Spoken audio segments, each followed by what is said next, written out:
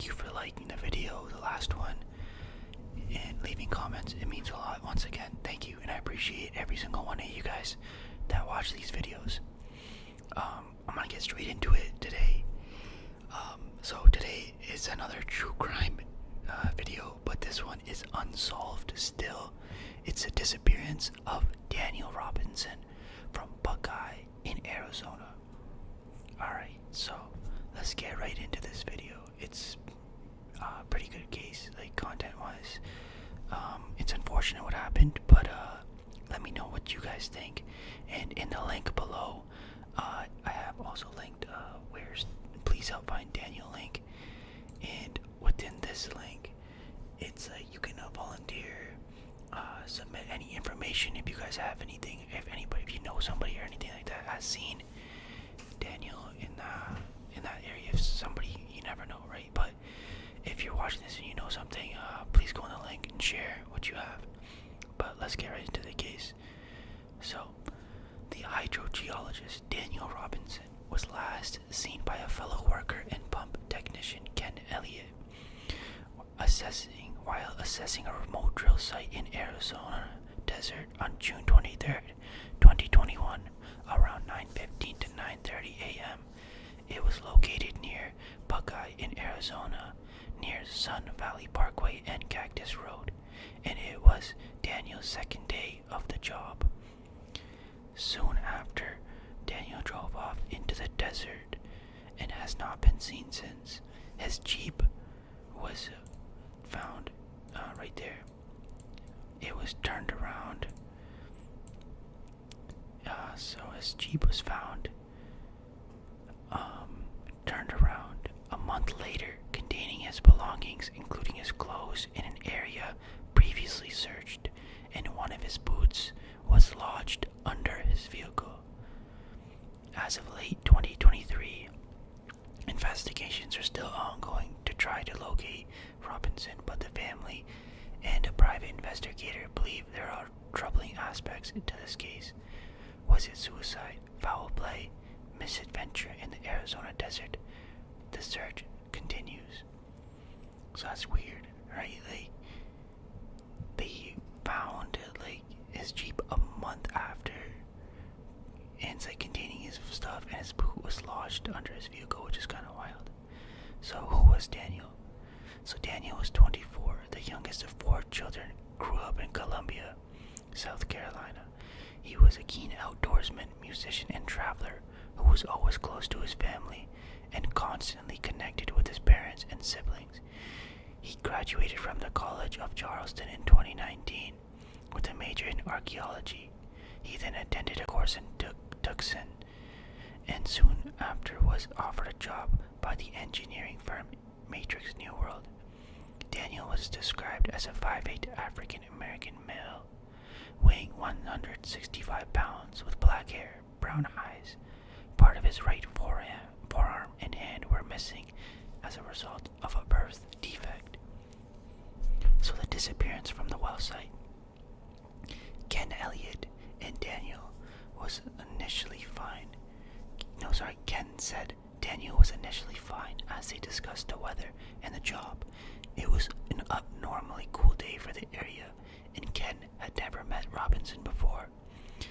They were to work on a deep well, but within a short period, Robinson became distracted.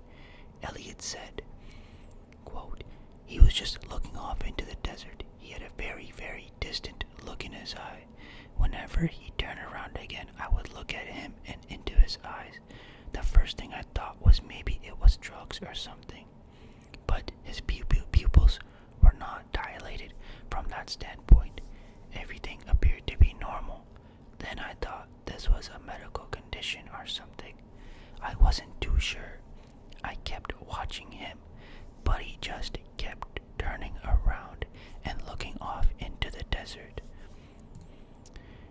Then he just turned around and walked back over to his Jeep, and I just assumed he was going to get something out of his vehicle, and he opened the door, got in, sat down, put his seatbelt on, and then looked at me and just waved at me and backed up and took off."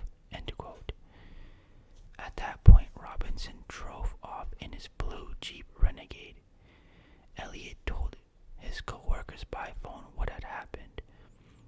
assuming that Daniel wasn't feeling well and would call in sick. However, no one heard from Daniel after that. He was reported missing to the Buckeye Police Department the same day. Elliot followed Daniel's Jeep tracks in the rain-soaked dirt and found that instead of driving left, I'll show you right here. So instead of driving left at the D junction to return to Phoenix, Robinson turned right into the deeper into the Sonora Desert. So that's like where he turned right instead of making a left. He went right into the desert area, which is kind of wild. Alright, and then that's where it's like Jeeps found from a bird's eye view perspective. You can see like it's like a very big area. Like there's nothing around there. It's like there's a lot of space, which is kind of spooky. Imagine that at nighttime, right? But yeah, so that was him. That's where his vehicle was last. So the search was led by the Buckeye Police Department using UTVs, cadaver dogs, searchers on foot, and drones flying overhead, along with assistance in the air from Phoenix Firebird helicopters and Civil Air Patrol. While Tampa police were dispatched to check Robinson's apartment on June 24, they did not go inside. Police did not enter Robinson's home until July 7th, nearly 2 weeks after he was reported missing. Civil Air Patrol, comprised of volunteers who do air searches, was not contacted by police until July 7th. Family members traveled from the East Coast to Arizona to join the search, which covered an area of 70 square miles. Detectives said they obtained a ping from Daniel's phone but could not track it due to the phone being off or out of range. After receiving his call records, they learned he had not made any calls or texts after leaving the job site. BPD detectives, along with Daniel's family, worked to obtain phone and financial information, but did not locate any information which could aid in finding him. His family, friends, and co-workers said that in the days before his disappearance, he was not like himself, but said, quote, "There is no indication that he wished to harm himself or leave the area," quote, unquote. Several mine shafts were searched in the area, but there was no sign of Daniel. So finally, July 19th, 2021, a month after Daniel disappears, a rancher called Brandon Shelton found his 2017 Jeep Renegade with license plate NLA 2CMA in a ravine. It was just 4 miles from the work site where he was last seen, but Daniel was not at the scene. The Jeep had landed on its side with a significant damage. Police said a seatbelt had been worn at the time, and airbags were found deployed. One of Robinson's size 11.5 Red Wing work boots was stuck under the truck. Shelton, whose cattle graze 14,000 acres in Buckeye area, is convinced the car had only been in the ravine that leads to the Yampa River a short while when he came across it, saying it was clean and my cows would have found it. Cows are inquisitive creatures and would have licked it. So let me get that again. So Shelton, he has 14,000 acres in Buckeye in that area, and he's convinced the car only had been in the ravine that leads to the river a short while when he came across it. So he was saying it was clean. So the Jeep was found in an area that had already been searched, with police saying because of the rough terrain, the The vehicle was not clearly visible to crews searching by air and foot. The vehicle contained Robinson's clothes, phone, wallet, keys, and bottled water, a t-shirt, jeans turned inside out, shorts, an orange vest, boots, and two mismatched black socks, all located. One of the socks was Nike, other in Adidas. The ravine was searched on ground, by foot, and in the air by the Department of Public Safety Ranger helicopter, but they found no trace of Robinson. There was no blood found in the car, and there were no indication of foul play. On July 31st, a human skull was found, but further investigations proved it was not Robinson, and its identity remains unknown. Other remains recovered during searches were determined to be animal bones. So this is when the family hires a private investigator around the end of July. The former police officer, Jeff McGrath, who specialized in accident investigations. Based on GPS data, he discovered that the Jeep had gotten into multiple accidents after Daniel's disappearance, but before it fell down the ravine. So that's crazy. So he discovered that the Jeep got into accidents after Daniel's disappearance, but before it fell down the ravine. Evidence from the vehicle showed that it crashed, the airbags deployed, drove another 11 miles, and was involved in another crash.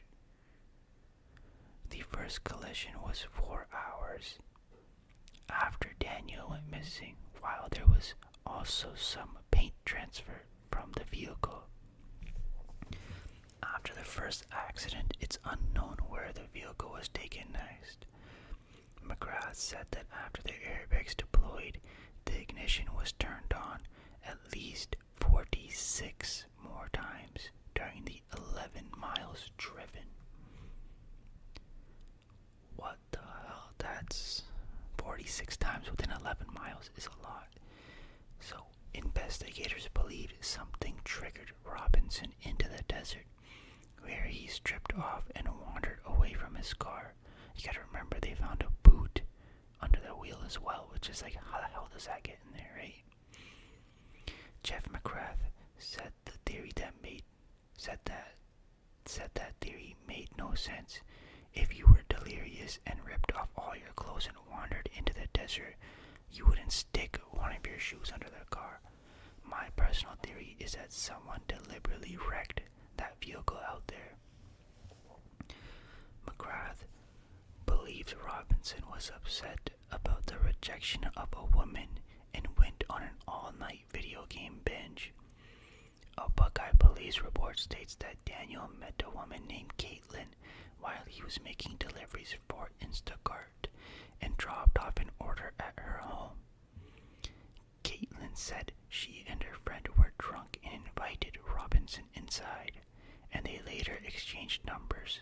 Within a week, he arrived at her house unannounced and began sending her texts saying, "I couldn't stop thinking about you," and "I love you." She tried to rebuff him. "Honestly, you showing up at my house unannounced made me extremely uncomfortable. I don't see us hanging out anytime soon." The next day, he turned up at the house again. Daniel says, "Do you hate me?" She replies with, "I don't hate you, but please leave me alone." Caitlin texted back. He took 15 hours to respond with his final text to her. 18 hours after that, he disappears. McGrath said of the events after he drove off, "At that point, I think somebody, not a good person, found him.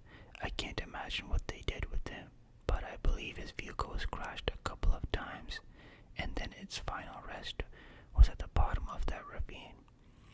McGrath found another black Nike sock 3 miles away in the desert. He cannot explain it, but it is another reason to believe there is more to the case than meets the eye.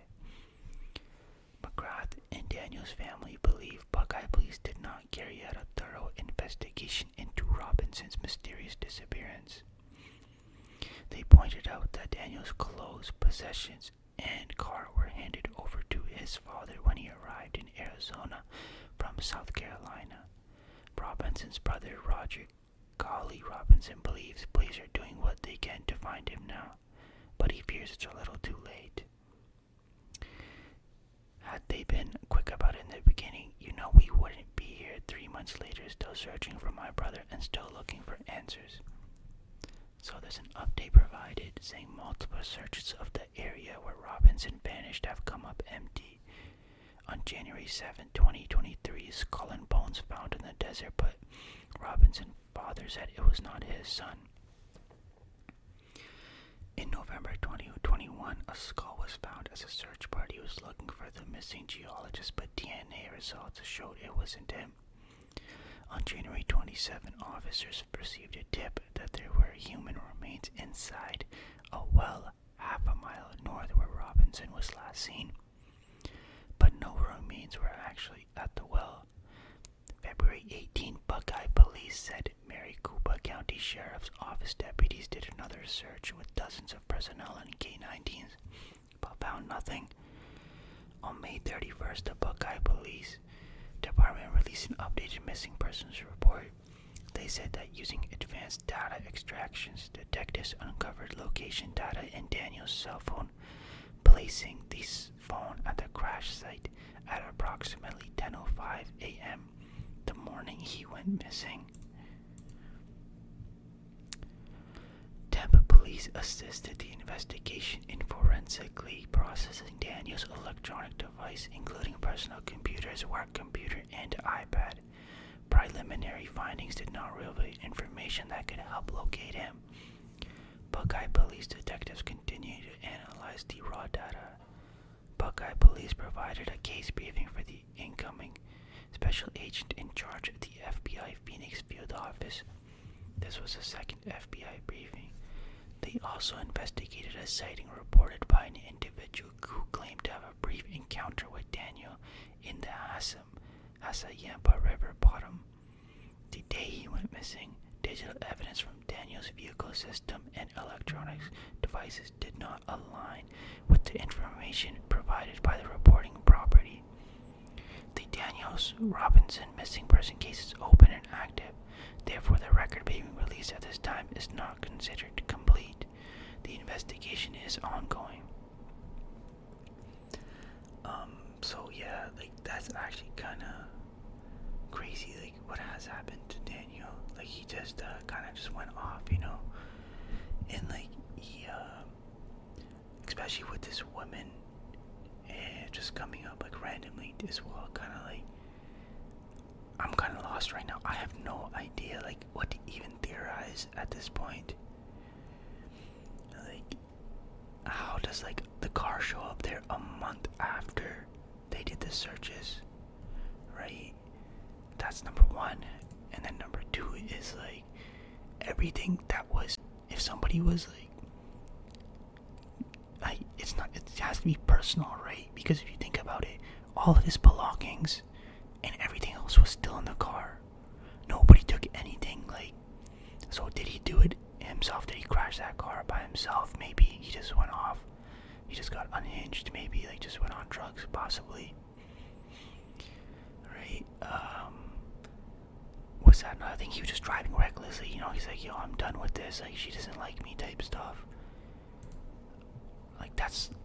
Could that be possibly the case situation where he just lost it and just went crazy mentally? But I doubt it because he was, well, I'm not too sure, but over by judging, he was doing fine. He had a degree. He had plans to go with his sister for a hike as well. His sister was saying earlier. So his sister was we had plans. He had plans that weekend before he went missing with his sister. They had plans to go out hiking in Arizona. We had plans in July that I would come out and see his vehicle for the first time. That's what. So like he was making plans with everybody. You know, like everything was pointing like to like not suicidal or anything like that.